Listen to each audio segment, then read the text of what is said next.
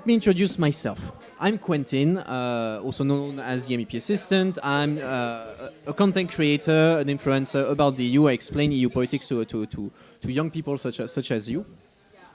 We will have a quiz, as you know.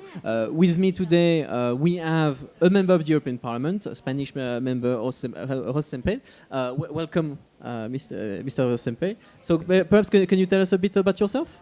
Oh yes, thank you very much, Quentin. Or maybe should I say MEP assistant? Quentin, that's fine. I'm not that's very fine. sure. It's a pleasure to be with you today and with all the teams. And well, I only want to take the opportunity to congratulate for your huge work, spreading all the work that we in the European institution we do. And well, you have all your support, all my support, and welcome to all the teams and good luck for everyone.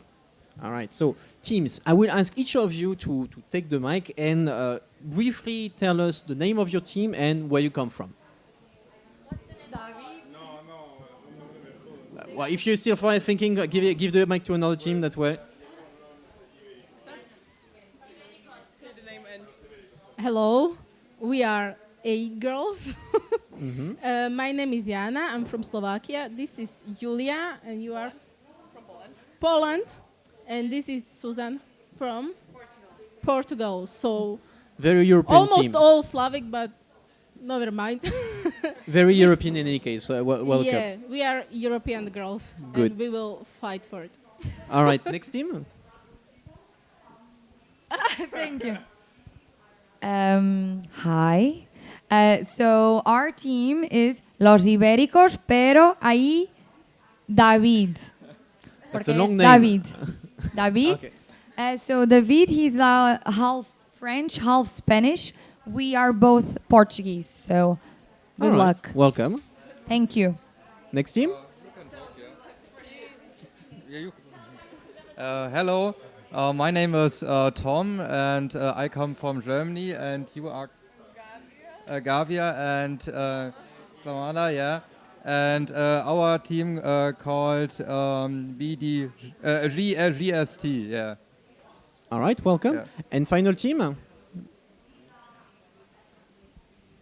Hi, our team is the BDG. BDG. We got it from our names. His name is Bruno. For those reasons, there is B. My name is Dilshot, and he is Gulchahra. Maybe this is hard to pronounce because we are from Uzbekistan, but we live in Slovakia. Yeah. Okay, Good welcome. luck, guys. So, let me explain you the rules. So it's a quiz. You will have 5 questions about the EU. There will be 2 winners, and then we can get to the next phase. It's a speed round, meaning that when I'm done reading the question, reading the answer, and giving you the signal, the quicker you react, the more points you get. Of course, because of that. So I read the question will appear on the screen, but I will read them. I will read each of the answer, and then I will give you the signal. I will tell you can answer from now. Then you can answer. You cannot answer before that. So those are the rules, and then at the end we will have a chat with the MEP. You will get the opportunity to ask him your questions, if that's fine for everyone. Is it clear for everybody? Yeah. All right. So I guess that we dive right into it. So, first question. So, every year the EU celebrates its birthday on the 9th of May. What is the name of the man who, on the 9th of May 1950, put forward the plan considered to be the beginning of what is now the European Union? A. Alcide de Gasperi, B. Konrad Adenauer, C. Robert Schuman, or D. Jean Monnet? A, B, C, or D, you can answer from now. I will not ask you if you know the answer. I hope that you know it. Everybody got it? So the good answer was Robert Schuman. Everybody got it right. I'm happy about it. So indeed, that's on the 9th of May we celebrate the Schuman Call, which is the speech that kick-started the process that led to the European Union. So it's a bit the national day of the EU. So to an extent. But I'm glad that everybody got it right, and we have a quality like a 10-point difference between the different teams. So it's a close race. So let's go to the second question.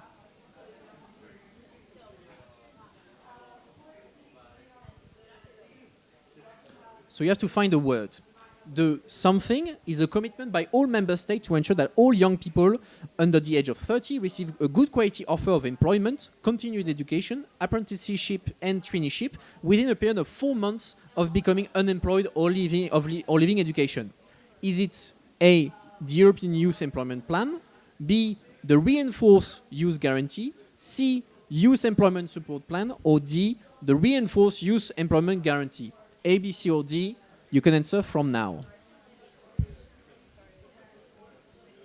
We're getting into a bit more technical question. We started off easy. Now we're getting a bit more serious stuff. Do you know the answer to this one? You do? I confess I do not. I do not know the answer. I would have had to do an educated guess. Everybody answered? Everybody answered? I see motivation out there. Has everybody answered there? No, not yet. Hold on. The Reinforced Youth Guarantee. And nobody got it right. So, Mr. Ros Sempere, since you know the answer, can you tell us a bit more about what actually it is, this Reinforced Youth Guarantee? Well, this is a program established by the European Union in which we don't want anyone to stay more than 4 months without having a job in its initial starting to work after the preparation, after the degrees, and this is a program in which we started to work a long time ago, and in 2020 it was an agreement, and well, I think it's very important to work on this. All right. Let's go to the third question.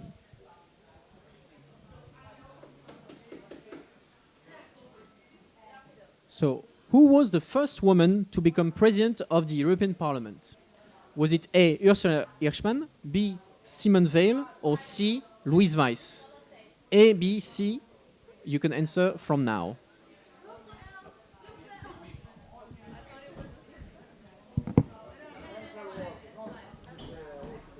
So who was the first woman president of the European Union?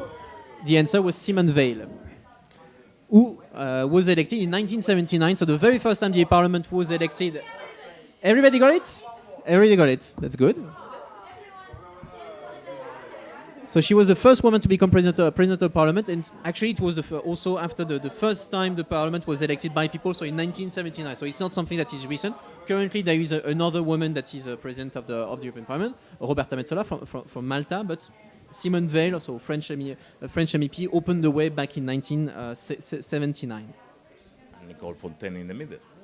Nicole Fontaine in the middle, it was 93? Yes. In the 90s, yeah. In the 90s, yes. So let's go to the fourth question. Oh, you got it right in the end. Everybody got it right. So. I have a problem. You have a problem? Okay, can we get the technical assistance for the team? You got disconnected, or what happened? Okay, it's getting there? Okay. Okay, I will read the question now. So it's a concrete case. Patrick has just graduated from university and he would like to move to Tallinn, the European Green Capital. He would like to find a job there. Which of the following opportunity is suitable for Patrick? A, the European Youth Guarantee, B, EURES, or C, Youth Around Europe? So what program what EU mechanism can he benefit from in Tallinn? A, B, C, you can answer from now. And the right answer was EURES, which is a cooperation network. Well, you're not there. There's still one question. You're not there.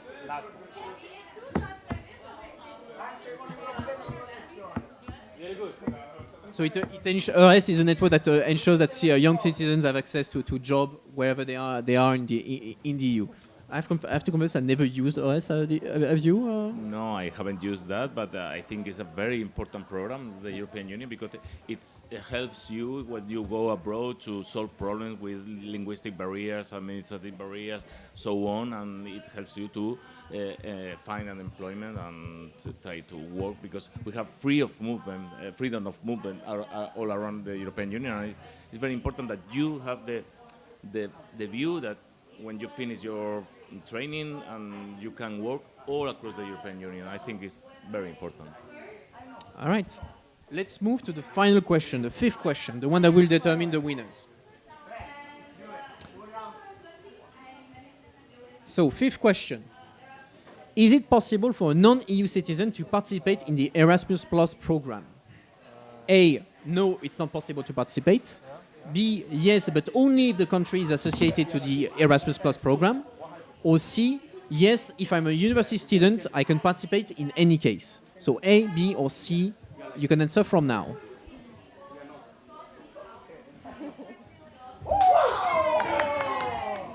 And I see people got the right answer. So yes, even if you're not European, you can participate if your country is associated.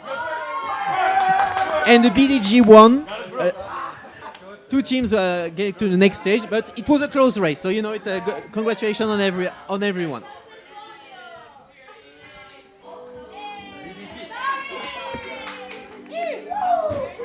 Congratulations. So we're not done yet. We're not done yet. Now we will stay here. You will get the opportunity to ask questions to our guest. So, Mr. Ros Sempere, we had a lot of questions about youth and employment. How can young people get a job? Beyond the youth guarantee and all that, what kind of help can the EU give to help young people who is about to enter for the first time in the job market? Well, I think it's very important that we in the European Union, we have to be very committed with your pass from the training and education to the labor market. It's very important for us to reform the labor market and to avoid unpaid transit. We are very committed with that. We had last year, we had the European Year of Youth, and we received a lot of inputs from you in all the events that we organized. Everyone saying that we don't want to be doing practices in enterprises with any kind of payment. We need a salary. Any employment or any trainee should be paid.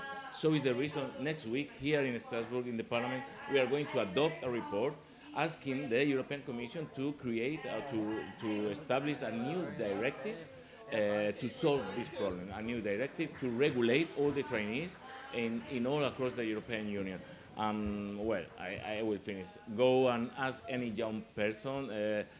It's not the same reputation as remuneration, and experience does not pay your bills at the end of the month. You need to be paid, and you need to be paid. So I will say next week when we adopt the report. So pay your interns. It's fundamental for you. I don't think that you can stay more doing interns without getting a salary. All right, that's very clear. Guys, do you have a question for our guest? Although you haven't thought about it yet, and I can continue in the meantime. I just give you the opportunity.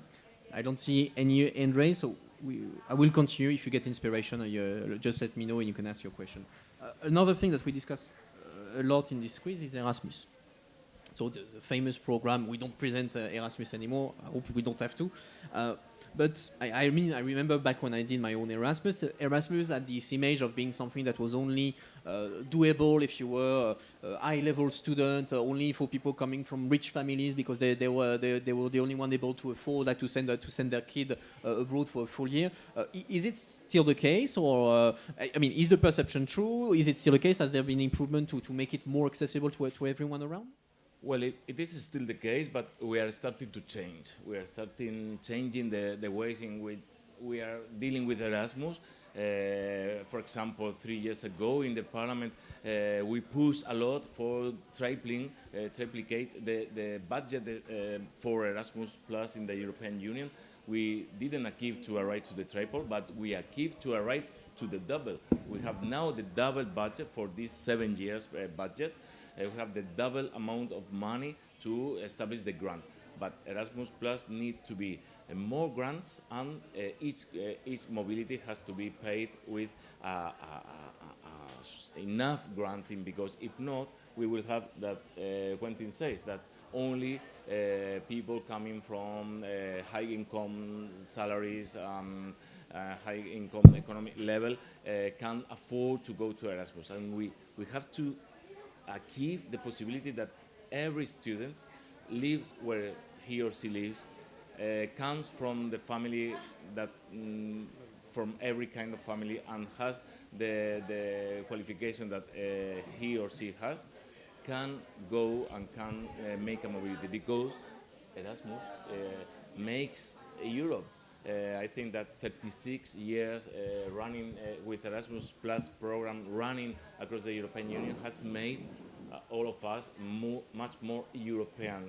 We have created the sense of belonging with Erasmus Plus program. No, definitely. I mean, I can say for myself, I mean, I knew about Europe, but what made me like a true European was Erasmus. I mean, in France, there was a famous movie called Auberge Espagnole, which is a story about Erasmus students. And I remember as a kid, I saw this movie. I was like, oh, I have to do this. Like, you send me for a full year to be in this case in Spain, full with people from all around Europe for a full year. Sign me up. I want to do that. And Erasmus made my generation like Europeans, and it's sometimes for many young people, it's the first time they go out their homes for more than 1 week, and without their parents. It's the first time that they deal with how to put in function the washing machine, or how to make something for dinner, and even more how to deal with other people who speak other languages, who practice other cultures, other religions, other parts of the European Union.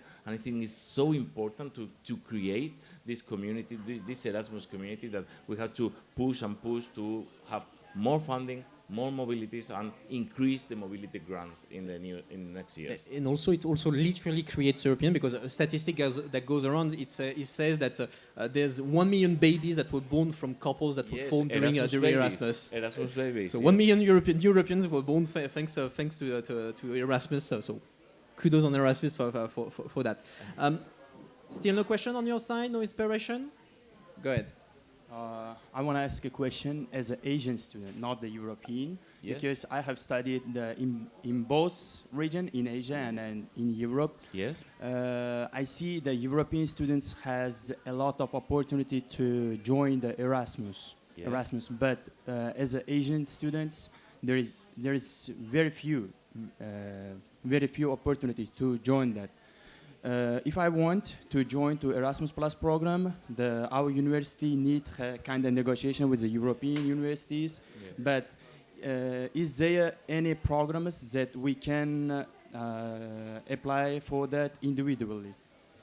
Well, by the moment there aren't, but we are working on creating a huge community around Erasmus Plus. As the last question in the quiz was more or less in this way, and we have associated countries now. For example, Iceland, North Macedonia, Liechtenstein, Norway. They don't belong to the European Union, but they have Erasmus associated program. So the next step should be: can we have other countries abroad, further more than the European countries not belonging to the European Union, that can join the Erasmus Plus program? I do think so, and we are working on that, and we are trying to push the European Commission to incorporate more countries. But it doesn't depend only on the European Union. It will also depend on your your country of origin and the diplomatic relations. But let me see one thing. When you abandon the Erasmus, then you realize all the benefits from this program. Go and ask United Kingdom citizens, and go and ask United Kingdom students, and ask them if they are comfortable with their no participation anymore in Erasmus after 35 years or 33 years participating with the European Union Erasmus Plus program. They are very sad, very upset with the decision of the government to abandon. So it is very important to engage your government and try to negotiate with the European Union to obtain an agreement, or association agreement with the Erasmus Plus program. Thank you. Anyone else has a question? No? Okay, I will ask you the final question. Next year is the European elections. Yes. We have young people out there. What will be your message to them to convince them of the importance of going out to vote for the European election next year? where I think it's not very important to participate in the European election. It's fundamental. It's not. It's much more than very important. It's fundamental. Many times, I think that the European politicians, we do have a problem. We are not able to arrive to your interests, or we are not able to express or to communicate the big amount of things that we are doing, the big amount of things that we are adopting just a few meters far from here in the European Parliament. But when you study and you realize that everything that, for example, your country of origin regulates, maybe the majority of it comes from a previous regulation coming from the European Union, a European directive, regulation, a European law, European act. Sometimes we think, oh, European elections are the less important than the rest of the elections. I should say it's just the opposite. European elections may be the most important that condition all your aspects, all the rights, fundamental rights, all the funding for all the programs that we are having now, the recovery plans, the vaccines in the pandemic, your Erasmus mobility, the researching program in the universities, the common agriculture policy, all the investments of the ERDF funding for infrastructure. Everything is related to the European Union.